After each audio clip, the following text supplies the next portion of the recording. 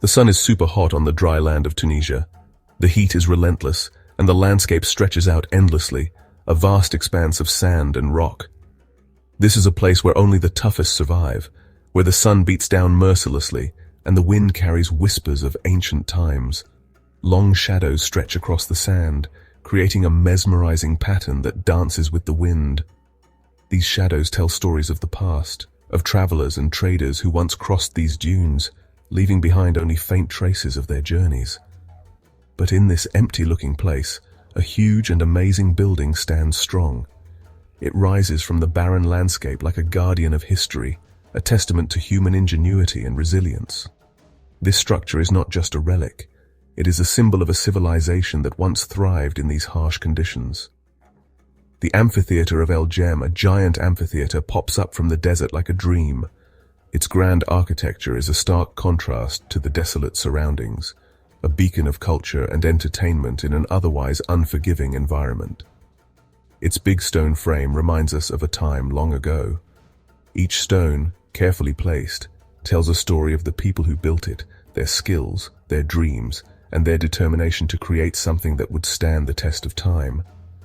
This amazing building, like something from the Roman Empire, takes us back to a time of emperors and gladiators, cheering crowds and exciting shows. It was a place where people gathered to witness spectacles that would leave them in awe, a center of social and cultural life. The Amphitheatre of El Jem isn't just old ruins. It shows us how smart and ambitious Roman engineers were. Their advanced techniques and innovative designs have left a legacy that continues to inspire modern architects and engineers. Its tall arches, carefully built seats, and secret underground tunnels tell a story that has amazed historians, archaeologists, and travelers for hundreds of years. These features reveal the complexity and sophistication of Roman engineering, a marvel of ancient technology. This video will explore this amazing building, its history, how it was built, and how it's still important today. We will delve into the stories of those who constructed it, the events it hosted, and its enduring legacy in the modern world. Join us as we uncover the secrets of the Amphitheatre of El Jem, a true colossus in the desert. To understand how amazing the Amphitheatre of El Jem is, we need to go back to the 200 SAD, a time when the Roman Empire was at its peak, expanding its territories and influence across the Mediterranean and beyond. In this era, the busy Roman city of Thysdrus, now known as El Jem, was thriving. Thysdrus was situated in the fertile farmland of what is now Tunisia. This region was renowned for its agricultural productivity, particularly its olive farms. These farms were not just any farms, they were some of the most productive and profitable in the entire Roman world. The olive oil produced here was highly prized, known for its exceptional quality and flavor. This olive oil was a crucial commodity for the empire's economy, fueling trade and commerce. It was enjoyed by the wealthy elite across the empire, from Rome to the farthest reaches of its territories. The prosperity brought by the olive oil trade led to the city's affluence, which was reflected in its grand buildings, bustling markets, and vibrant cultural life. Thysdrus was a melting pot of cultures, with people from Rome, African tribes, and traders from all over the Mediterranean Sea converging here. The city's wealth and strategic location made it a hub of activity and opportunity. It was in this context of prosperity and cultural exchange that the idea of building a massive amphitheater was conceived. The amphitheater was not just a place for entertainment, it was a symbol of the city's importance and a testament to its economic and cultural vitality. It showcased the architectural prowess of the Romans and served as a venue for various public spectacles, from gladiatorial games to theatrical performances, reflecting the grandeur and sophistication of Thysdrus. The amphitheater was built during a time of big changes in the Roman Empire. In 238 AD, people in the African provinces revolted because of high taxes and the mean emperor Maximinus Thrax. Gordian I, the leader of Africa, was named emperor by the rebels, and Thysdrus became a center of this rebellion. Building the amphitheater was a huge project for a city like Thysdrus, and it probably started while Gordian was emperor. Some historians think the amphitheater was meant to show resistance against Rome. Others think Gordian built it to make the people happy and support him as emperor. No matter the reason, building the Amphitheatre of El Jem was an amazing accomplishment.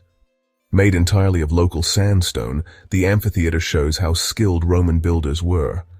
It's a huge oval, 148 meters long and 122 meters wide, making it one of the biggest Roman amphitheaters ever. Its tall front, 36 meters high, used to have detailed carvings and statues, and you can still see some of them today. The amphitheater looks a lot like the Colosseum in Rome, just a little smaller. The outside has 3 levels of arches, held up by columns in the Corinthian and composite styles. These arches are a classic Roman design and made the building look grand and important. The inside was designed to hold a whopping 40,000 people and was just as impressive.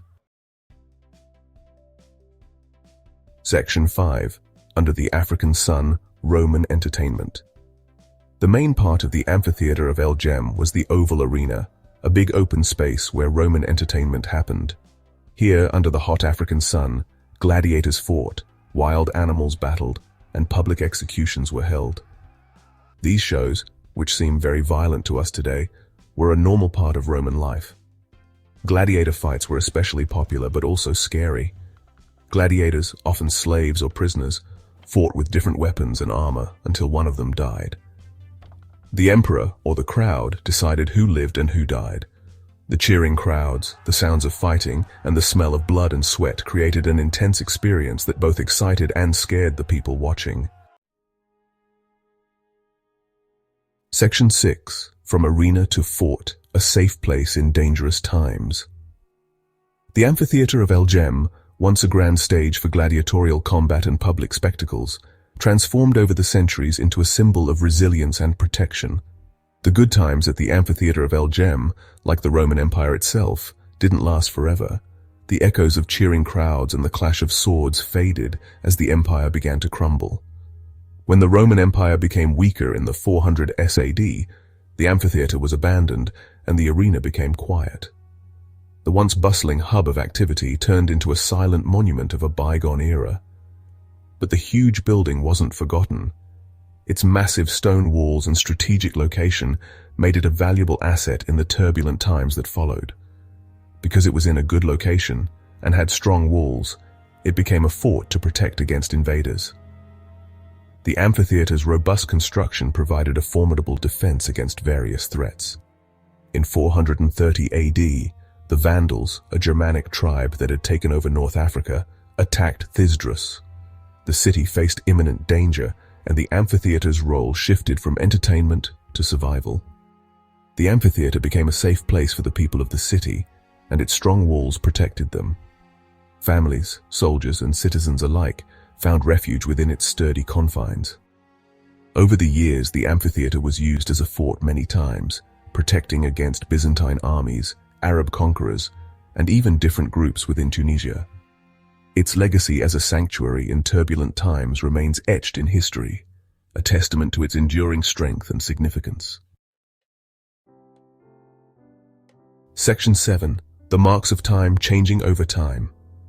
Hundreds of years changed the Amphitheatre of El Jem. The main structure is still there, but the fancy front crumbled, and the carvings were worn away by wind and sand. But even though it was partly ruined, the amphitheatre was still important to the people who lived near it.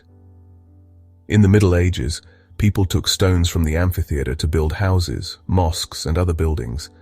Later, it was used as a market, a place for animals to graze, and even a temporary home for nomadic tribes.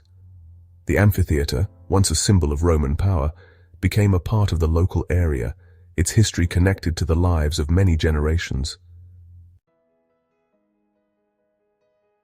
Section 8. A Protected Legacy. El Jem's Lasting Beauty. In the 1800s, scholars and historians from Europe became interested in the Amphitheatre of El Jem. They started digging and restoring it to save what was left. In 1979, it became a UNESCO World Heritage Site, which means it's recognized as a very important place. Today, the Amphitheatre of El Jem is one of the best preserved Roman amphitheatres in the world. It shows how great Roman architecture and engineering were. Its impressive structure, even though it's old and worn, still amazes people and takes them back to a time of gladiators and emperors. Section 9. Conclusion. Remembering Roman Greatness.